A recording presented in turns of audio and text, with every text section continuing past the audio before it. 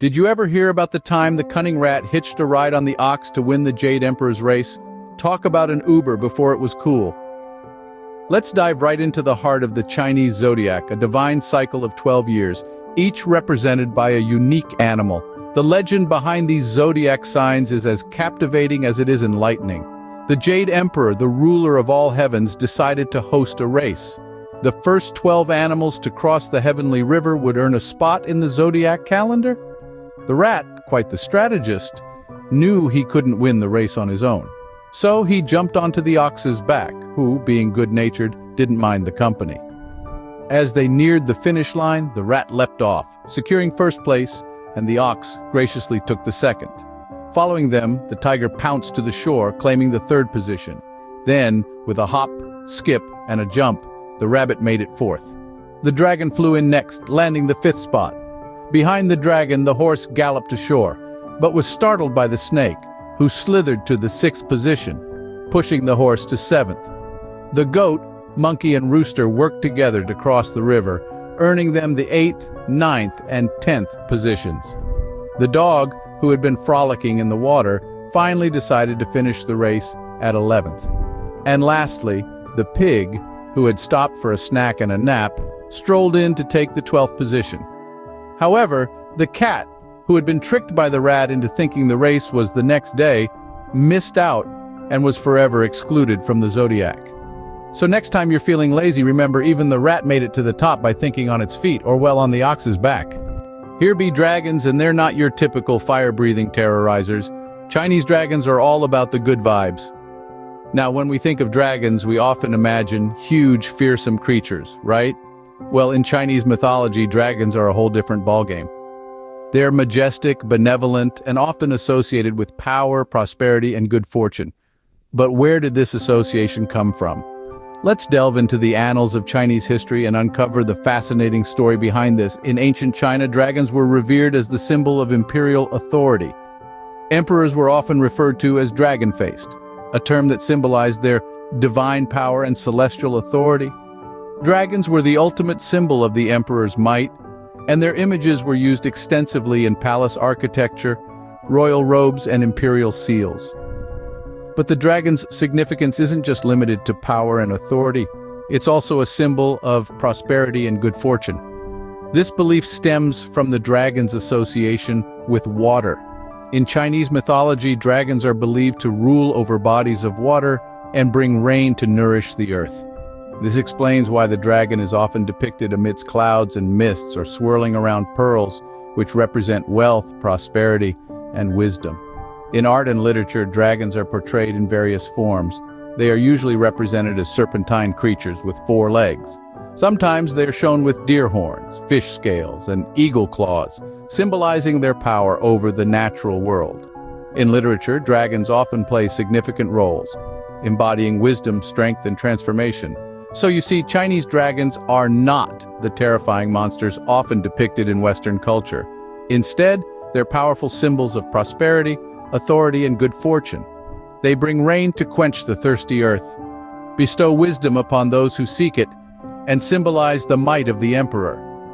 So the next time you see a dragon, don't reach for your sword, reach for an umbrella. It might just be about to make it rain. Move over, peacock, there's a new showstopper in town. Meet the phoenix, the bird with 100 eyes. Now, you might be thinking, I've heard of the phoenix. Isn't it that bird that bursts into flames and is reborn from its own ashes? And you'd be right. But the phoenix in Chinese mythology is a bit different from the one you may know from Western tales. In Chinese mythology, the phoenix, or Feng Huang, is a symbol of high virtue and grace, often associated with the empress. It's said to be made up of the best parts of other creatures: the head of a pheasant, the body of a duck, the tail of a peacock, the feet of a crane, the mouth of a parrot, and the wings of a swallow. But its most striking feature: 100 eyes adorning its plumage, watching over the world with a wise and all-seeing gaze. The phoenix was not just a symbol, but a creature of immense importance in the royal court. It was believed that its appearance signaled a new era, a time of peace and prosperity. It was revered, respected, and carefully depicted in various forms of art, from ancient scrolls to elaborate tapestries. Now let's talk about the phoenix's famous rebirth. Unlike its fiery Western counterpart, the Chinese phoenix is not reborn from its own ashes. Instead, it's said to have a lifespan of up to 1,000 years. At the end of its life, it transforms into a beautiful fire and a new phoenix emerges from the flames, symbolizing renewal and the eternal cycle of life. So the next time you're feeling down, remember the phoenix. This majestic bird, with its 100 watchful eyes, symbolizes not just rebirth, but the very essence of resilience and grace under pressure. It reminds us that no matter how difficult things might get, there's always a chance for a fresh start, a new beginning. Remember, if a phoenix can rise from its own ashes, so can you after a bad day. Keep those spirits high. What do you get when you cross a deer, a lion, an ox, and a fish? No, it's not a zookeeper's worst nightmare. It's the qilin. Now, the qilin, pronounced qilin, is a fascinating creature from Chinese mythology. Picture this: a body like a deer, scales like a fish, hooves like an ox, and a tail like a lion. This gentle hooved chimera is a sight to behold.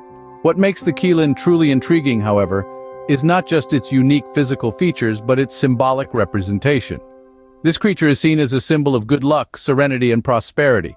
Unlike the fiery dragons or the towering giants of Western mythology, the qilin embodies a peaceful, gentle nature. It's said that it wouldn't harm a single blade of grass as it walked, and it would tread air rather than cause any harm to living creatures. In the realm of Chinese art and culture, the qilin holds a revered place. From ancient murals to modern-day sculptures, the qilin is often depicted in vibrant colors, signifying its association with positivity and auspiciousness. Its image is used to ward off evil spirits and bring good luck, making it a common sight in traditional Chinese New Year celebrations. Moreover, the qilin is associated with the arrival of a sage or a great ruler. It's believed that the birth of the great philosopher Confucius was foretold by the arrival of a qilin. Now, that's what I call a high-profile endorsement, but make no mistake, while the qilin is a gentle creature, it is also known for its justice. It's said that it can distinguish between right and wrong, and it would punish the wicked. So if you ever come across one, you better be on your best behavior. So if you ever spot a qilin, remember, it's not just a mythical creature, it's a symbol of prosperity and peace. Now that's a sight for sore eyes. Ever thought of having an army at your disposal after death? Emperor Qin Shi Huang did, and he made it happen. Now let's dive into the fascinating world of the terracotta army, a monumental testament to one man's desire for immortality. Unearthed in the late 20th century, the terracotta army was found in the tomb of the first emperor of China, Qin Shi Huang. This army, made entirely of clay, is not just a collection of statues, but a reflection of the emperor's grandeur and his obsession with life after death. Emperor Qin Shi Huang, a name synonymous with unification and tyranny, ascended to the throne at a tender age of 13. Throughout his reign, he brought together warring factions, established a standardized system of weights and measures, and even commissioned the Great Wall of China. But his greatest, and perhaps most eerie accomplishment, was the construction of an afterlife army. This army, consisting of over 8,000 soldiers, each with distinct facial features, clothing, and weaponry, was meant to accompany the emperor into the afterlife. But it wasn't just soldiers. The emperor's clay entourage also included horses, chariots, musicians, acrobats, and officials. Talk about a full house. The discovery of the terracotta army provided a remarkable insight into the military, cultural, and technological advancements of the Qin dynasty. Each warrior, meticulously crafted, stands as a silent sentinel, guarding the emperor in his eternal rest. What's more fascinating is the belief that the clay warriors possess the spirit of the real soldiers they represent, making them not just mere statues, but spiritual entities. This belief is deeply rooted in Chinese culture, where ancestors and spirits play a significant role. So the next time you think of a grand exit, remember, Emperor Qin Shi Huang left behind an entire army. Talk about leaving a lasting impression.